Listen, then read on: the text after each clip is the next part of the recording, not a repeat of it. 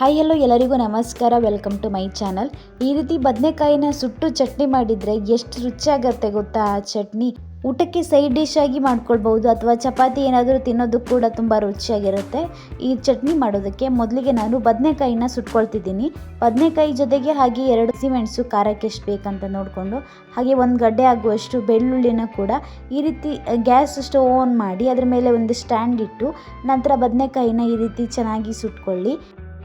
ನಿಧಾನ ಉರಿಯಲ್ಲಿಟ್ಟೆ ಈ ಬದನೆಕಾಯಿ, ಹಸಿಮೆಣಸು ಹಾಗೆ ಬೆಳ್ಳುಳ್ಳಿನ ಚೆನ್ನಾಗಿ ಸುಟ್ಕೊಳ್ಬೇಕಾಗತ್ತೆ. ಹೈ ಫ್ಲೇಮಲ್ಲಿ ಇಡೋದಕ್ಕೆ ಹೋಗಬೇಡಿ. ನಿಧಾನ ಉರಿಯಲ್ಲಿ ಇಟ್ಟಿದ್ರೆ ಬದನೆಕಾಯಿ ಚೆನ್ನಾಗಿ ಬೆಂದಿರುತ್ತೆ. ಹೈ ಫ್ಲೇಮಲ್ಲಿ ಇಟ್ಟು ಬದನೆಕಾಯಿನ ಸುಟ್ಕೊಳ್ತೀನಿ ಅಂತ ಹೋದರೆ ಬದನೆಕಾಯಿ ಮೇಲ್ಭಾಗ ಮಾತ್ರ ಕಲರ್ ಚೇಂಜ್ ಆಗಿ ಬ್ಲ್ಯಾಕ್ ಆಗಿ ಬಂದಿರುತ್ತೆ, ಆದರೆ ಬದನೆಕಾಯಿ ಒಳಗಡೆ ಚೆನ್ನಾಗಿ ಬೆಂದಿರಲ್ಲ. ಆಗ ಬದನೆಕಾಯಿ ಚಟ್ನಿ ಅಷ್ಟು ರುಚಿಯಾಗಿ ಬರಲ್ಲ. ಆದ್ದರಿಂದ ಚೆನ್ನಾಗಿ ಬೇಯಿಸ್ಕೊಳ್ಳಿ ಬದನೆಕಾಯಿನ. ನಾನಿಲ್ಲಿ ಮಂಗಳೂರು ಬದನೆಕಾಯಿನ ತೊಗೊಂಡಿದ್ದೀನಿ.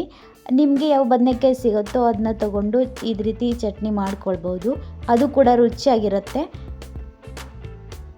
ಇಲ್ಲಿಗೆ ಚೆನ್ನಾಗಿ ಬದನೆಕಾಯಿನ ಸುಟ್ಕೊಂಡಿದ್ದೀನಿ.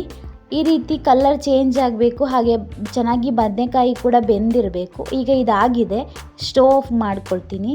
ನಂತರ ಸ್ವಲ್ಪ ಬಿಸಿ ಆರಿದ ಮೇಲೆ ಈ ಬದನೆಕಾಯಿ ಮೇಲಿರುವಂಥ ಕಪ್ಪು ಭಾಗ ಎಲ್ಲ ತೆಗೆದುಕೊಳ್ಬೇಕಾಗತ್ತೆ.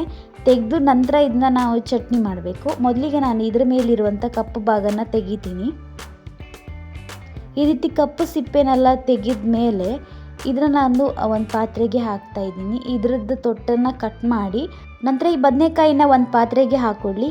ಹಾಗೆ ಇದ್ರ ಜೊತೆಗೆ ಫ್ರೈ ಮಾಡ್ಕೊಂಡಿರುವಂಥ ಹಸಿಮೆಣಸು ಹಾಕಿ, ಹಾಗೆ ಇದಕ್ಕೆ ರುಚಿಗೆ ತಕ್ಕಷ್ಟು ಉಪ್ಪು, ನಂತರ 1 ಸ್ಪೂನ್ ಆಗುವಷ್ಟು ಹುಣಸೆ ರಸನ ಹಾಕ್ತಾ ಇದ್ದೀನಿ.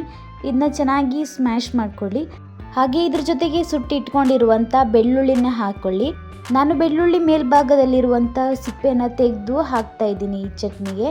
ಬೆಳ್ಳುಳ್ಳಿನ ಹಾಕಿ ಚೆನ್ನಾಗಿ ಸ್ಮ್ಯಾಶ್ ಮಾಡಿಕೊಂಡು ನಂತರ ಇದನ್ನು ಸ್ವಲ್ಪ ನಾವು ಈರುಳ್ಳಿ ಹಾಕಿ ಫ್ರೈ ಮಾಡ್ಕೊಳ್ಬೇಕಾಗುತ್ತೆ, ಒಗ್ಗರಣೆ ಥರ ಕೊಟ್ಕೋಬೇಕಾಗತ್ತೆ.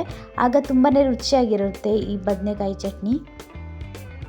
ಈರುಳ್ಳಿ ಒಗ್ಗರಣೆಗೆ ನಾನಿಲ್ಲಿ ಸ್ಟವ್ ಆನ್ ಮಾಡಿ ಒಂದು ಪಾತ್ರೆನ ಇಟ್ಟು ಅದಕ್ಕೆ 1 ಸ್ಪೂನ್ ಆಗುವಷ್ಟು ಎಣ್ಣೆ ಹಾಕಿದ್ದೀನಿ. ಎಣ್ಣೆ ಸ್ವಲ್ಪ ಬಿಸಿ ಆಗ್ತಿದ್ದಂಗೆ ಅದಕ್ಕೆ ಸ್ವಲ್ಪ ಸಾಸಿವೆ, ನಂತರ ಸ್ವಲ್ಪ ಕರಿಬೇವು, ಹಾಗೆ 1 ಒಣಮೆಣಸನ್ನು ಕೂಡ ಹಾಕ್ತಾ ಇದ್ದೀನಿ. ನಂತರ ನಾನಿಲ್ಲಿ 1 ಈರುಳ್ಳಿನ ಕಟ್ ಮಾಡಿ ಹಾಕ್ತಾ ಇದ್ದೀನಿ. ಈರುಳ್ಳಿನ ಸ್ವಲ್ಪ ಸಣ್ಣ ಪೀಸಾಗಿ ಕಟ್ ಮಾಡಿ ಹಾಕಿ ಈರುಳ್ಳಿನ 1 ರಿಂದ 2 ನಿಮಿಷಗಳ ಕಾಲ ಚೆನ್ನಾಗಿ ಫ್ರೈ ಮಾಡ್ಕೊಳ್ತೀನಿ.